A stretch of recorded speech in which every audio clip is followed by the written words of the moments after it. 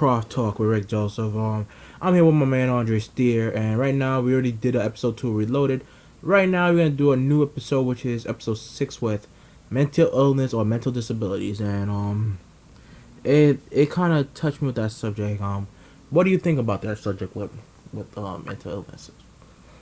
I think mental illness is probably one of the more unfair. Yeah, it's one of those things when you look at it, it's just so like tragic in the sense that you got people who, deep outside the world live normal lives, but at the same time they got this thing within their own minds, within their own brains that's malfunction that Mm. not live, normal lives like other people do, and it's really one of those things that you look at, you just say, man, it's so unfair, it's just, as much as you want to help, you know that, really, there's not that much that could really be done for them besides, giving them pills and all these other therapy, and those things don't even work. No, because I don't. Not because the thing is that it's just crazy, man. Like mental illness is very complicated. It's like so complicated. I explain why. With me, I experience mental illnesses. So mental illnesses is a very tough thing to discuss about. So it's like something that it's challenging. Like how it affects me. Like me personally, I do have a mental illness. Well, the proper term is the political term is mental disability, but I have bipolar, anxiety, and depression. How did I get the depression? It's more of a immediate family thing. It's not like extended family did anything to me. It's more of a immediate family. So, and I know the first thing when I was 8 years old, when I was younger, they put me they said like ADD or something like that. They drugged me up so bad, like Ritalin, some other things, other things. I had therapy. At least I had therapy to soothe myself. Then I found out the insurance is not coming from Queens General, but I have to go to Jamaica Hospital and continue treatment there. Then they're like okay, they stopped my treatment. I don't know for what reason, whatever the case may be. I don't know if because allegedly I found out it's a phase or something like that, or the insurance is actually paying money and they don't want to pay for it, because insurance with mental illness is actually very hard. Medication, seeing therapists, it costs money, but we do need it just to keep cope with other things, because you don't want nobody to flip out and stuff like that. Yeah. So that's why with me it's a personal thing, with people with with me, people when people see me, people think like at work, why am I act like this? Why I act too happy? Why I do like this? I have a mental, I have a disability, huh? Yeah, I'm dealing with a disability. Is it hard? Oh hell yeah, it's hard. That's why I laugh. I make people laugh. With that. Because it makes it's not. I'm not doing it just to forget. I just do it just for myself and just laugh. But I'm the type of person I was really one value. Never ever, no matter how crazy it is, have a stick up the ass. Never. That's the way I look at it as. Okay.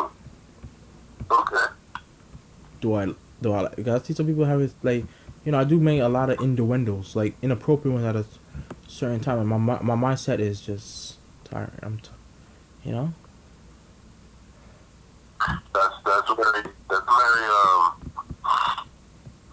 interesting that you say that, because there are a lot of people that walk around they don't have anything wrong with them or any mental disorders, mental disabilities, anything like that, and they can't seem to crack a smile on their face yet. You're able to do that on a regular basis, so that's a blessing to be able to do that on a regular basis, to be able to not only smile but to also make others smile and enjoy themselves. Mhm. It's not an easy thing, especially in the world that seems to beat us down every single day. In a world that seems to gradually just get harder and harder. get older and older. The fact they're able to do that is amazing. And I definitely applaud you for that. So tell me some of the challenges that come with being bipolar, for example. Like, Oh my god, where do I start? Like, when you go to argue, your thing takes over. Even though some people trying to like direct you, it depends how the other person. It's like a received, because some of us is always, in my case, it's always delayed. So it's more like, if you want to tell me something, I'm like, what? It'll take me like a good minute or two to understand and communicate what you say. But some people nowadays, some people don't have patience. It's more about the money, more about whatever the case may be. It's not more like, some of them is more severe than others. My case is a mild case. Like, is all it needs a little therapy, and that's it. A little therapy, just vent. Because I learned when you keep it in, it makes you kind of weird, and it makes you kind of act angry, get you angry and stuff like that. So I learned how to not keep it in.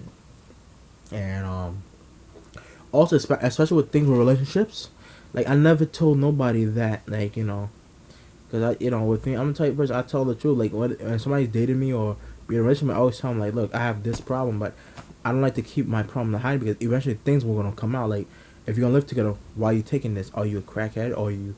Because some drugs are actually, like, some drugs they use for, like, mental illnesses are considered narcotics.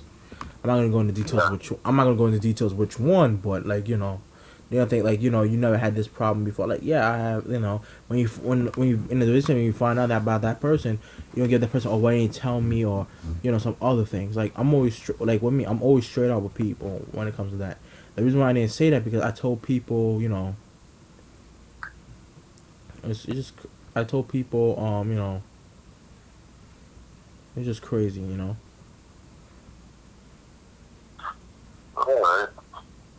Now, and the reason I bring up bipolar disorder is because my ex, she had bipolar disorder. And, just seeing how it affected her was rather disheartening, in the sense that, it is one of the big reasons why, we did end up breaking up. And this is just me looking at it in retrospect. I mean, even then I knew she had bipolar disorder. I was fully aware of everything that she had, but then, like, when she lashed out at me and stuff like that, like, to get a moment I would forget. And within that scenario, I'm just looking at her like, she's she's a witch or something, But this is what she would do. Like, for example, we'll be texting, and we'll be like all happy and cheery and stuff like that, saying cutesy things to each other and stuff. And then all of a sudden, she just flip on me and she starts accusing me of cheating, just out of nowhere. And this is something that happens frequently. And then her excuse is always that, she had to take her pills. And there was a time where I thought I could handle it, I was telling myself, what? Yeah, this problem I think I can handle it, but after like 6 months, I couldn't handle it anymore. No. Go ahead. No, but the thing is, like, the only time, like, some people, like, I don't want to use the term normal, but some people just, don't have those type of problems. They don't, like, everybody has a problem.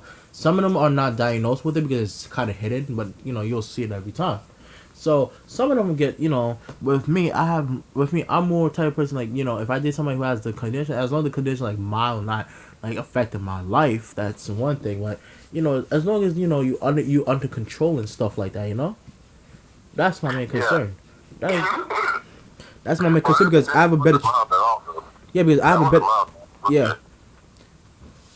Like, when she got to a negative side, she really got to the negative side, like, as I said, like, it had a big impact on the relationship. Like, she was very, like, throwing accusations and like, just calling my female friends a bunch of bitches and all that stuff, and how she hated them all. So just started saying these really, really, like, crazy things that the Wrestle Talk News is proudly and Day's entire episode the USA Network, which is now air big that today's is returning. We'll start with SmackDown. For the first time in its almost 17-year history, the show will now air live every week. From the 19th of July, it will air on Tuesdays on the USA Network. This has been rumoured ever since the show moved to the USA Network, which is also home to WWE's flagship show Raw, and the hiring of respected sports announcer Mauro Ranallo earlier this year. In the press release announcing the move, WWE Chairman and CEO Vince McMahon said, WWE's flagship programs will both leverage the incredible depth of our talent roster, distinct storylines, and the unpredictable nature of live TV. This move will undoubtedly build more excitement and deepen engagement with our fans around the world. This means WWE will air at least 5 hours of live programming a week, with that amount going up to around 8 when there's a pay-per-view, or just short of a gazillion when it's WrestleMania weekend. SmackDown will also be aired live in the UK from the same date. It'll be interesting to see how this affects WWE's audience. Many have been critical of Raw's 3-hour duration and commentary team. This might see viewers drop watching Raw and just following SmackDown instead, which brings us on to the next part. It can be controlled as long as the right. The announcement of SmackDown going live also included the huge news that the WWE brand split will be returning. That's right, Raw and SmackDown will now have their own distinct rosters, unique storylines, and separate writing teams. The original brand split was first implemented in 2002 as a way to showcase the enormous amount of talent that flooded WWE after the collapses of WCW and ECW. This saw everything from brand-specific pay-per-views to world titles, and arguably the best in-ring era in the history of the company with the SmackDown 6. By 2011, though, when the brand split was abandoned, the gimmick was a mockery, with wrestlers frequently appearing on both shows for no reason. One of the more exciting parts of the brand split, however, was the annual talent draft that decided which wrestlers would appear on which show. F4W Online is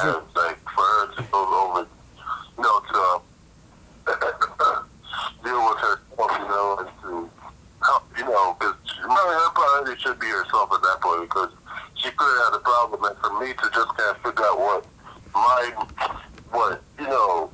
priorities are and stuff, and what my next move is going to be, because I know that relationship was pretty much dwindling.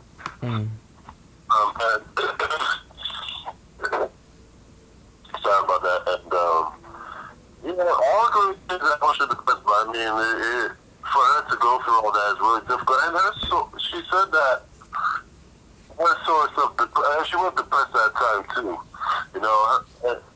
which caused her to do certain things in the past, and her depression was pretty much caused by her, losing her very close aunt. That she lost her aunt, and that just sent her in a roller coaster ride, pretty much, where she just went through some crazy things that I feel like that definitely played a part in some of the issues she went through as she got older too. So I definitely have to keep that in mind as well. Go ahead, continue. Have you ever dealt with somebody who was schizophrenic? I never have. There's something else. I mean, back when I was part of a Christian culture club, we had one girl who was there, and she had like a problem with schizophrenia, and pretty much she was just hearing like voices in her head. Oh no! Hey, what is up, guys? So I just got my starter deck UUS from SSA cards. So let's go ahead and crack it open. We'll go over what are the best cards out of this and kind of talk a little bit about this starter deck to see if maybe you guys are interested in purchasing some of these yourself to get started, maybe on a pendulum-based deck. That a lot of those cards in here honestly are kind of strange, because a lot of them say like you can add a monster, a performer pal, but it can't be a pendulum one. But anyways, let's go ahead and get started. So let's go and check out the paper mat. We gotta check out the paper mat that no one will use, but it's kind of cool just to have it Some people do like to put them on their walls, so I'll go ahead and show you guys the pigment. Actually, it's kind of cool. Definitely like the artwork on it, but yeah, obviously you guys are gonna have like, you know, a nice like, you know, rubber mat. It's got the new rules that more than likely that you won't read, but let's go ahead and jump right into it, and let's check out the foils, and let's check out how some of them actually look. So first off, we got the ultra rare Performapal Sleight Hand Magician. We have Performapal King Bear, another ultra rare, and then we have Performapal Mon Carpet over here, and that's another super. And then we have the Performapal Pero Trio over here. Well, we got foils for days over here, and we got the Performapal Long Phone Bull. So we get 2 ultras and then 3 supers. That's actually pretty cool. And then we have the Swing Cobra. We have the Teeter Totter Hopper. Wow, pretty cool. And then of course the reprint of the Odd Eyes. We got the Stargazer, Time Gazer. That was actually another like starter deck a long time ago. Then we have the Performapal Drumarilla. Great card. Second Donkey, also a decent card. Then we have the Hip Hippo, Volcott's Cannon. We got the Archfiend Eccentric. That's actually a really great card. Probably one of the better cards that we get in here as a reprint. But technically it did get reprinted as gold already. Then we have Gene Warp Warwolf, Beast King Barbaros, Pitch Black Warwolf, Dragon Dowser, Giant Rat, Performapal Dramatic Theater, Smile World, Hippo Carnival, Draw Muscle, Mystical Space Typhoon, Lightning Vortex, Book of Moon, Lucky Iron Axe, Burden of the Mighty, Backup Rider, Performapal Showdown, Performapal Pinch Helper, Wall of Disruption, Ceasefire, Raigeki Break, Draining Shield, Threatening Roar, Dark Bribe, Chaos Burst, Pendulum Reborn, and then you get 3 tokens. You get the orange hippo, you get the yellow hippo, and then the, I'll call it a teal hippo. But that's pretty cool. So that's what's inside the structure deck. But let's go ahead and go over what are like the good cards in here that maybe are worth like $1 or $2, because sometimes again people do buy these just to resell the cards individually, and we'll go ahead and check out if this is actually worth it for you. So first off, as far as like what are the good cards in here, I feel like the greatest reprint is Eccentric Archfiend. This card will I completely understand, because you know nowadays we have to do things. You know nowadays it's very harder, and nowadays more people come with better. They evaded a mental illness like it was a plague. But you know what's the point? You gonna date somebody and what if something tragic happen? Are you ready to handle her? Are you ready to handle her mistake? Are you ready to handle all that stuff like that? And it's like, oh no, I'm gonna date somebody who's normal. Like come on, that's BS, man. What are some other mental disorders that are out there, though? Besides schizophrenia, bipolar disorder, and like some other mentioned, like anxiety disorder. And actually, no, let's elaborate more on anxiety disorder. Like, what exactly is anxiety disorder? Anxiety, like anxious, like willing to do something, anxious, like start moving hands and start doing things on impulse. Like anxious is like something like just anxious. That's it. Like Oh, actually, you know what? That just reminded me about another thing from my ex. Like, she couldn't sit still. I think that has something to do with it. But she said that she always had to be doing something. Like, I remember when I used to go over to her dad's house, and we used to like me and her dad would sit down and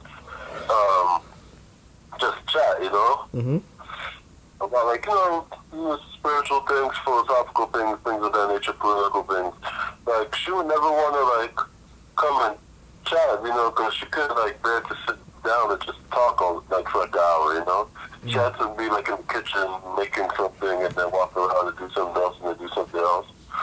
Yeah, it is crazy. So I just wonder if that had something to do with it, like her constantly feeling need to do something to pretty much be productive in her own life. Yeah, but like the thing is that it's like I said, it's very complicated. It's like anxiety, stuff like that. At the end of the day, it's to a point like it's not like nowadays. There's certain slips that people have, like medication, like if you have this order, why you have this order, like how to like what steps is for that, or like medication, stuff like that. And with me I don't like I take medications, like I have no problems right now. I just see local therapist. I see everybody. Hmm. Yeah, so that's about it. It's cool. And do you think that, what's your history with therapy? Do you think that really truly works? It's true, but you have to find the very right one because my one is all right for a very long time. Like that's about it. So that's about it. It's like a short video. I will try to do part two probably next Sunday before we focus on episode 7. So we'll be back out. Hopefully, I'll be back. We'll be back on now.